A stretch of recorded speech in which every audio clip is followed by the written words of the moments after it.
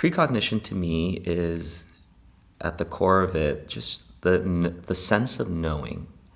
If someone were to ask me yesterday, David, what did you eat for lunch?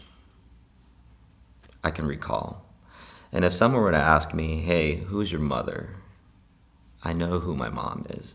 And if she were standing in a lineup, I could pick her out.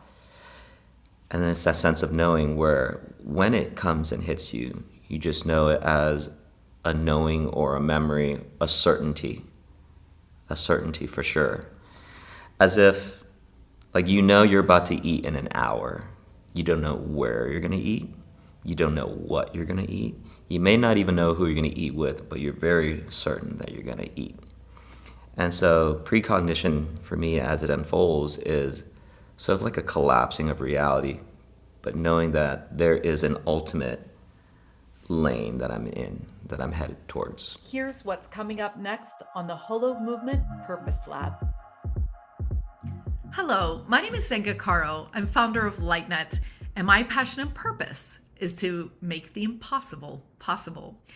I'm here today with David Tran, and for those of you who think that you cannot find your profession on a job board, this interview is for you. Guess what David's purpose and passion is in this world? Precognition. That's right. His parents came over from Vietnam with the clothes on their back, fleeing as refugees from the war. And he has built a life that is truly incredible. Graduating magna cum laude. He also is working for nonprofits doing statistical analysis. And now he really asked for a sign. Is this my purpose? And this is something that a lot of people in the Purpose Lab do, is they look for confirmation. And sure, did he get it? He just won the #1 prize in the Psi Games for Precognition. This is the very first international psychic Olympics competition, which happened last year and will be happening again this year. And he really is stepping into something entirely new that's opening a whole new field of research, of abilities, and beyond. Check it out. And this female entity communicated with me and said, you must come out of hiding.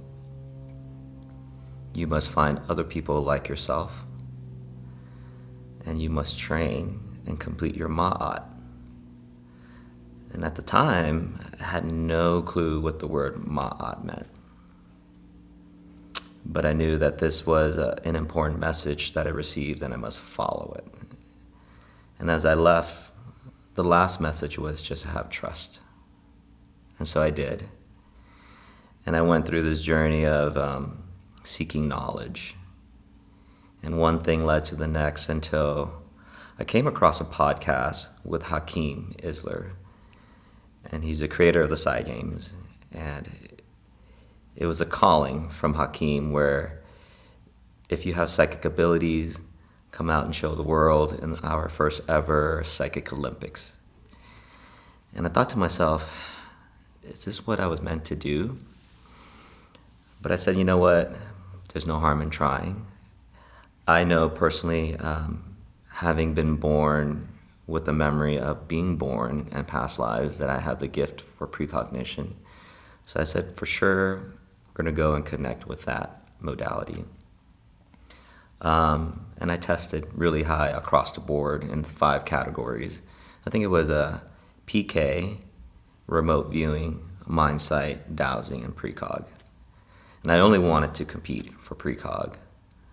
But I was invited to compete in 2 other categories. And I thought to myself, sure, why not? What do I have to lose?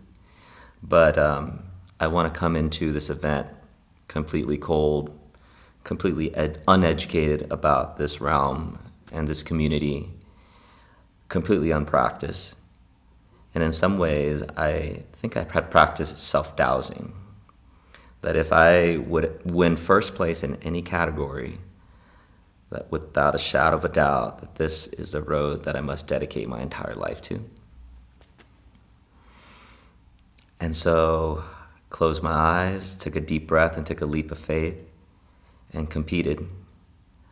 Long story short, I got first place in Precognition and third place in PK, or Psychokinesis.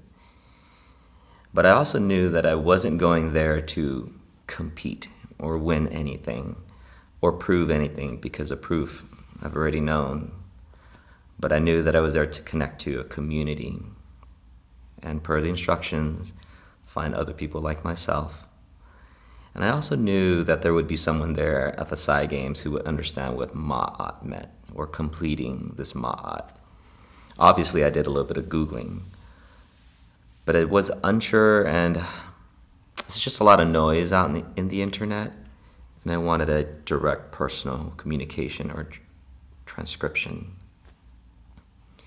And so at the Psi Games, everybody that I'd met, I had asked them, what do you know about the ma'at, or a ma'at, or completing your ma'at? And time again, people were like, David, we don't know. So, I'm like, the universe will work its way to me.